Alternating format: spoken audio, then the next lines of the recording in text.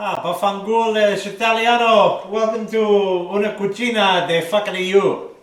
Today we're gonna make it the chicken at a parm. So over here I have the chick. And what I'm gonna do is I'm gonna cut her. So we'll open the package up.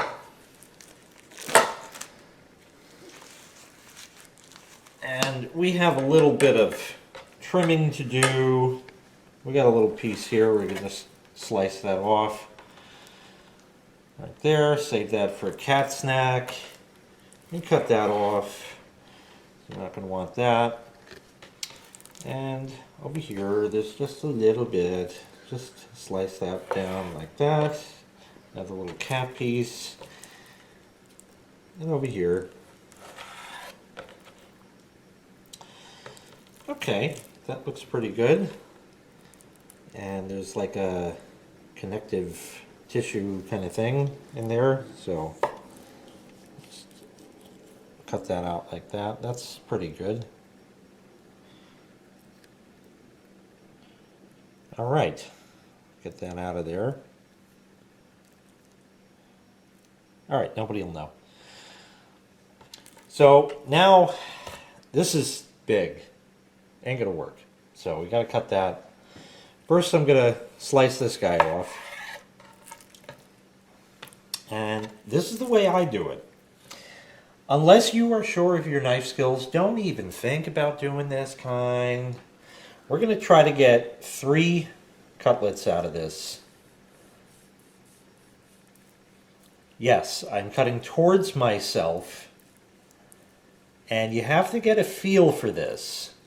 Just so you know when the knife is about to purge, there it is. Just flip it, finish your cut. Hey, look at that, it is beautiful, it is beautiful! And over here, I'm cut this one in the same fancier.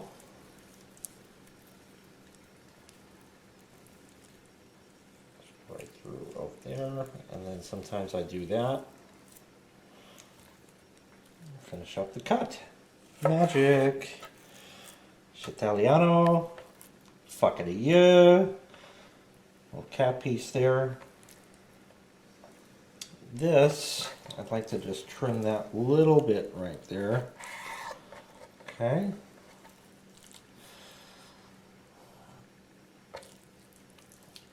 This is one of those things where I could butterfly it and that would be fine, or I can pound it, and I think we're going to try the butterfly trick. Not sure how it's going to work out. So we'll just do the same thing right there, just like that. A little more of that wonderful goodness. Chickens have these for some reason. Oh, there we go. And beautiful. So there's that. And I'm going to take another one and do exactly the same thing. Okay, so I have the chicken, egg, bread the crumb. And now we're gonna bread the chicken. So dip it in the oog and into the bread crumbs and flarp it over, mush it around. Never ever be cheap with the breadcrumbs, because that is the entire reason you make this. It's like eating salsa. The tortilla chips are simply a vehicle for the salsa. So, same kind of thing. Put this in, get it all ooged up. Very good. Bread that.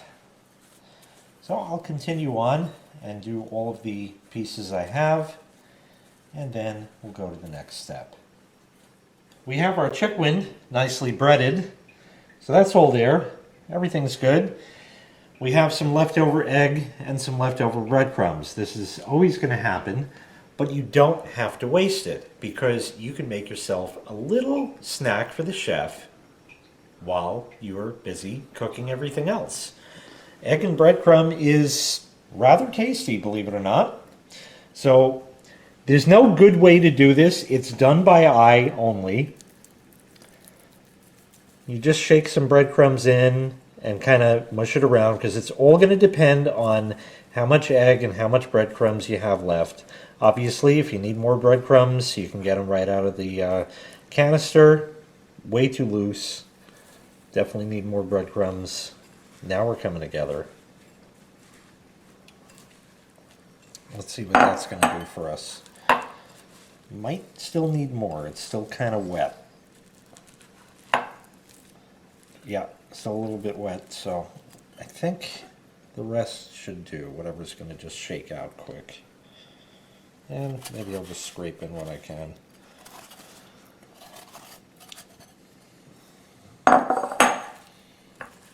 There we go. So you just kind of mush it together. You're just making like a patty out of it. And like I said, it's just a little snack to have. There you go. It's not going to stick together too well, but you can mush it and play with it and stuff like that.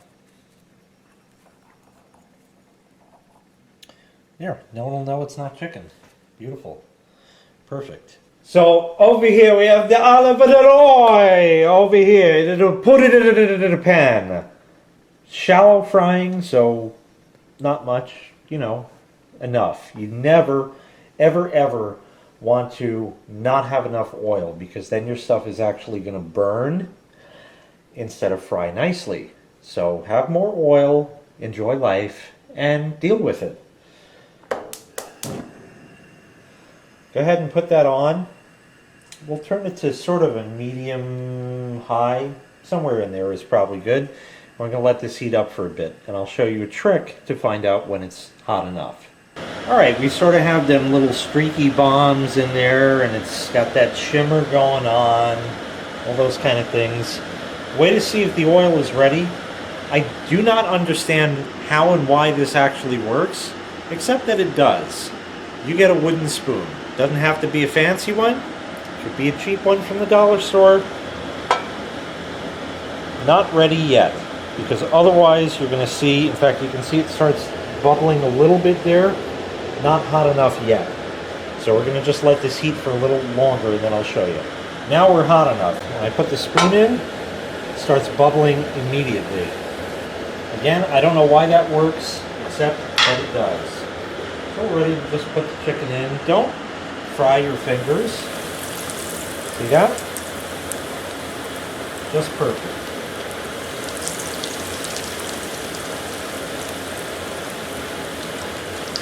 Never overcrowd the pan. In fact, I'm going to turn this down just a little bit because that's going a little tenacious for my liking. So flame about, you know, that size. You know what burns my ass? Flame about that high.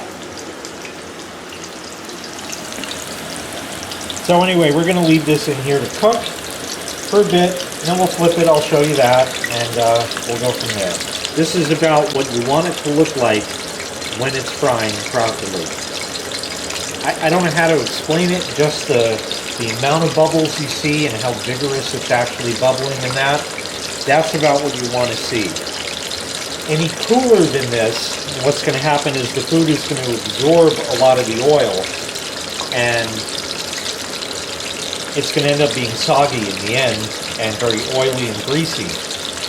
If you have too high of a temperature, then the outside is going to burn and the inside won't be cooked enough. So we're just going to leave this cook for a bit and we're ready to flip. I'll show you that. Okay, we should be about ready to flip. Let's see. Perfectly golden brown. This is a matter of just checking it and seeing. I generally like to do a sort of like a 75-25 split. In other words, cook it 75% on one side, and that'll cook it 75% of the way through. Then flip it and do the other 25%. You can cut that down, do 65, 35, 58, 42, whatever you want. But generally, cooking more on the first go is better, and then finishing up on the other side, in my opinion. All right, and just to show, there you go, absolutely perfect. I'm going to put that side back down, of course, because that is the more oily side. And same thing here. Put these, and that one, and park that over there, and it's now time to put in the next batch rolling. I'm going to continue on, cook all of this up, and then I'll show you what's next. Okay, here's a glass baking dish, and I like to spray Pam or your equivalent thereof. This happens to be oil de oliva, Italiano de olive oil. Most people take their Pam or whatever non-stick cooking spray, Mazzola, Aldi generic, anything. Shake the can up and they go and spray it. Don't do that, because when you do that, you cause a number of different faults. First of all, there's overspray. That gets on your counter. That's right, you're the one who's going to clean it. So don't.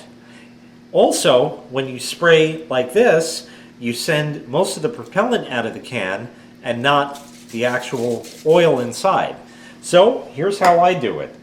Take the whole baking dish, hold it like this, and go over your kitchen sink. Now spray, and I like to spray it real nice. Makes cleanup a lot easier. Get the edges and the bottom. Yep, just like that. There's no overspray whatsoever. No oil on my arm. Absolutely perfect, and no counter to clean. Now we'll assemble everything. Parmigiano Reggiano, this tradizionale. You can use any kind of sauce you want. This is from Aldi because it's cheap, it's good, it's actually delicious. And we're going to just put about that much in there. Get a spoon and just spread it out. A lot of you are going to say, well, the pan was unnecessary. It all depends how much you want to be scraping the pan. So I like to do it just like that. Just get a nice coat like that. And once we do that, we're now going to start layering the chicken. So let me just move that out of the way. Take off one layer. And we'll go ahead and put in the chicken. So we're just going to... This is a grown-up jigsaw puzzle, because you got to figure out how to fit all the pieces in. And how it's all going to fit, how it's all going to work, depends on the size of the pieces of chicken. See, this one, what we can do is we'll do like a Tetris kind of thing, where you'd like flip the pieces around. See, like that. That way that fits in nice. And we'll get some more. This can go here, about like that. That there. One more layer. Right there.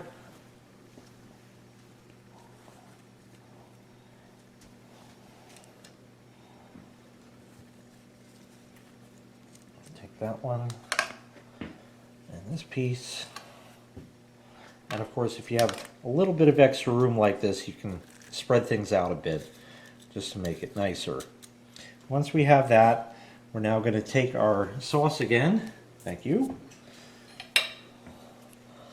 And we're just going to sort of sauce the chicken. Just kind of go gingerly with it, because you want to make sure you have enough sauce. I do have another jar, which we may or may not use. Don't be cheap with the sauce, because that's the whole reason you made this, besides the breadcrumbs and the cheese. You know, that's how it goes. I think we have just enough sauce with the one jar. You can always get a smaller spoon and kind of, you know, spoon it up a little better if need be. That looks pretty good to me right there. That just a little bit, you know, just spread it out. Just to make it to the edge. Just like that.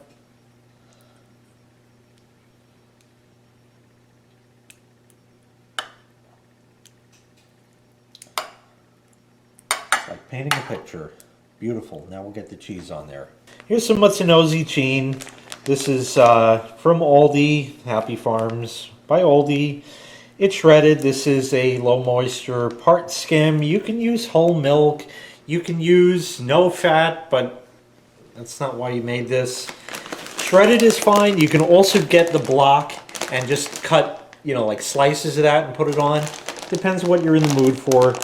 Don't be cheap with this. Again, this is one of the reasons you made this to start with. And we're just going to make sure every piece of chicken gets a nice coating of the cheese. And once we put that on, we'll spread it all around real nice. Let me get this finished up and then I'll show you what's next. The oven only has one temperature, which is 350. That's like the de facto standard for cooking stuff in the oven. I've heard 375, I've heard 400, I've even heard 425. 350 is just fine. So we're going to go ahead and put this in the oven. Open that up. Take this and put it into the oven. Just like that. And make it a beautiful chicken parm. And for the time, really it depends. We're going to start with 10 minutes. This could take 15. It might take 17 minutes and 30 seconds. You don't really know. You just kind of want to judge. You want the cheese to melt on top. And once it does, everything is heated through because we cook the chicken before in batches and has a tendency to cool off when it's not in heat. It sounded dirty. Anyways, we want everything to warm through in that. Sometimes, depending, you might wish to, after it's done, put the broiler on and just brown the cheese just a little bit. Depends on what you're in the mood for. Sometimes yes, sometimes no. We'll see after 10 minutes what we look like and we'll report back. There is the finished product. Nope, not quite finished. Oregano, oregano, oregano, oregano, oregano, oregano, oregano. There you go. Now it's finished. Quick and dirty chicken parm. Simple, easy, basic ingredients, nothing to it. Put it together. The main skills are cutting the chicken and frying it perfectly. After that, anybody can throw anything in the oven, spread sauce on it, and put cheese on it. Very, very simple. Once you try this way, you can go to the most expensive restaurant and order this, and you will not be satisfied. There's something to be said about plain, old, cheap, simple ingredients that you could get at any grocery store, and it's just absolutely delicious. Thanks so much for watching. Make sure you click like, make sure you click subscribe, and take care. We'll see you next time. Bye-bye.